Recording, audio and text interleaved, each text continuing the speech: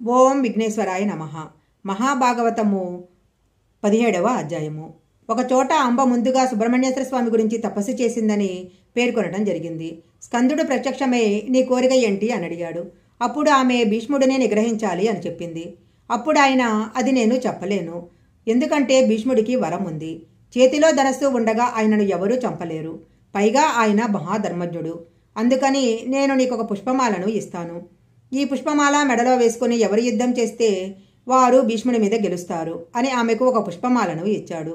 మెడలో ఈ పుష్పమాల వేసుకొని భీష్ముడితో యుద్ధం చేయమని ఆమె ఎందరో రాజులను అడిగింది. అప్పుడు వాళ్ళు మహాధర్మాత్ముడైన భీష్మునితో మేమెందుకు యుద్ధం చేయాలి, ఆయనను ఎందుకు సంహరించాలి, ఆ మాలను మేము వేసుకోము, ఆయనతో యుద్ధం చేయము అన్నారు. అప్పుడు ఆమె ఆ మాలను ద్రుపదరాజు గారి ఇంటి రాజద్వారం మీద వేసి మళ్ళీ తపస్సు చేసింది. ఈసారి రుద్రుడు ప్రత్యక్షమయ్యాడు. ఏం కావాలి అని అడిగాడు. భీష్ముడిని సంహరించాలి అంది. అప్పుడు రుద్రుడు నీకు ఈ జన్మలో ఈ కోరిక తీరదు, వచ్చే జన్మలో నీ కోరిక తీరుతుంది, కాబట్టి ఈ శరీరాన్ని విడిచిపెట్టి వేరే జన్మ తీసుకోవలసింది అని చెప్పాడు. అప్పుడు ఆమె యోగాగ్నిలో శరీరాన్ని వదిలేసి మరలా పుట్టింది. ఆమె స్త్రీగా పుట్టింది. ఆడదై పుడితే భీష్ముడు యుద్ధం చేయడు, అందుకని మగవాడిగా మారాలి. అందుకని మరలా తపస్సు చేసి మగవానిగా మారింది. అందుకే ఆమెకు శిఖండి అని పేరు పెట్టారు. ఎవరైనా ఎంతకీ వదిలిపెట్టకుండా ప్రాణం తీస్తున్నారనుకోండి, అప్పుడు వీడెక్కడ దొరికాడురా నాకు శిఖండిలా అంటాము. శిఖండి వెనక అంత కథ ఉంది. శిఖండి ద్రుపదుని కుమారుడిగా జన్మించాడు. జన్మించి పెరిగి పెద్దవాడవుతున్నాడు. పాండవ పక్షంలో చేరాడు. మహానుభావుడు భీష్ముడు తన జీవితంలో ఎన్నో అగ్ని పరీక్షలను ఎదుర్కొన్నాడు. ఇంత కష్టపడి విచిత్రవీరునికి అంబికా అంబాలికలను ఇచ్చి వివాహం చేశాడు. వివాహమైన కొంతకాలానికి విచిత్రవీర్యునికి క్షయవాది వచ్చి చనిపోయాడు. అంబికా అంబాలిక విధవలైపోయారు. వంశం ఆగిపోయింది. దాసరాజు ఈ సింహాసనం కోసమని సత్యవతీదేవికి పుట్టిన కొడుకులకు రాజ్యం ఇమ్మన్నాడు. ఆ కొడుకులు ఇప్పుడు లేనే లేరు, మనుమలు లేరు. వంశం ఆగిపోయింది. అప్పుడు సత్యవతీదేవి భీష్ముడిని పిలిచింది. భీష్మ, వంశం ఆగిపోయింది. యుగధర్మమును అనుసరించి ఇది తప్పు కాదు. నా కోడళ్లైనటువంటి అంబికా అంబాలికల యందు వాళ్ళు ఋతుస్నానం చేసిన తర్వాత నువ్వు వారితో సంగమించు. అలా సంగమిస్తే మరలా వంశం నిలబడుతుంది.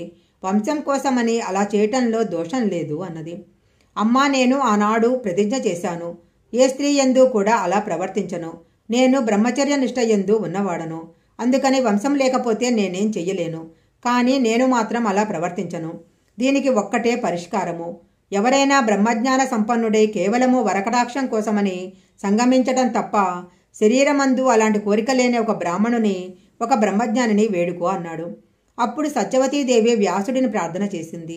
తరువాత వ్యాసుల వారి ద్వారా పాండురాజు, ధృతరాష్ట్రుడు, విదురుడు జన్మించటం జరిగింది.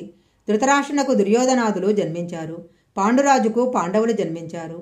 పాండురాజు మరణించాడు.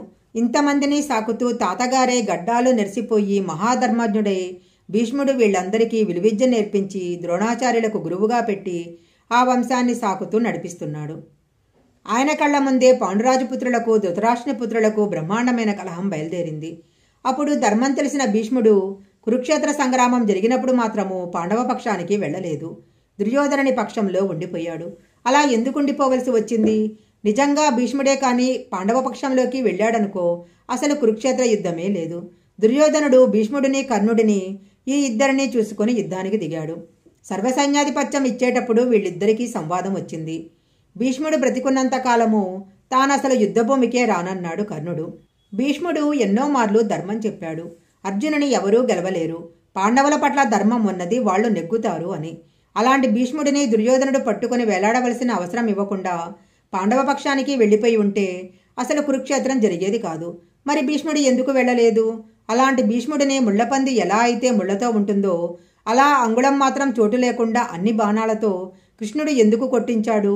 భీష్మం చ ద్రోణం చ జయద్రథం చ అని పరమాత్మ వాళ్ళందరికీ తానే సంహరిస్తున్నానని గీతలో చెప్పాడు. భీష్ముడిని అన్ని బాణాలతో ఎందుకు కొట్టాడు? ఈ రెండు భీష్మాచార్యుల వారి జీవితానికి సంబంధించి చాలా ముఖ్యమైన ప్రశ్నలు.